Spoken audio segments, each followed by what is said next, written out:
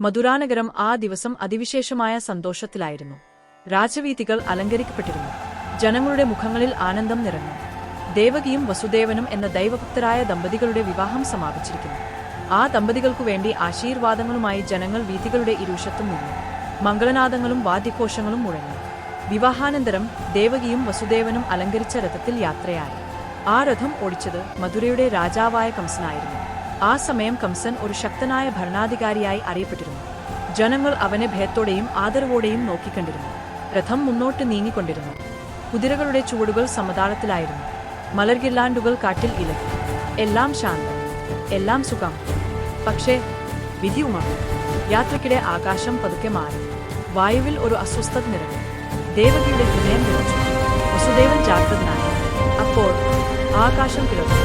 ദിവ്യപ്രകാശത്തിൽ നിന്നൊരു അശരീരം മുഴങ്ങി. ദേവകിയുടെ 8ാമത്തെ പുത്രൻ നിന്റെ നാശകാരനായിരിക്കും. ആനന്ദം ഭീതിയായി മാറി. ദേവകി വിറച്ചു. വസുദേവൻ ശാന്തനായി നിലകൊണ്ടു. കംസന്റെ ഹൃദയം ഭയത്തിലും ക്രോധത്തിലുമായി. ഇവിടെയാണ് ശ്രീകൃഷ്ണാവതാരത്തിന്റെ കഥ ആരംഭിക്കുന്നത്. സന്തോഷത്തിൽ അല്ല, മനുഷ്യരുടെ ഭീതിയിലൂടെയാണ് ദൈവത്തിന്റെ വരവ്. വീഡിയോ ഷെയർ ചെയ്യുവാനും സബ്സ്ക്രൈബ് ചെയ്യുവാനും താൽപ്പര്യപ്പെടുന്നു.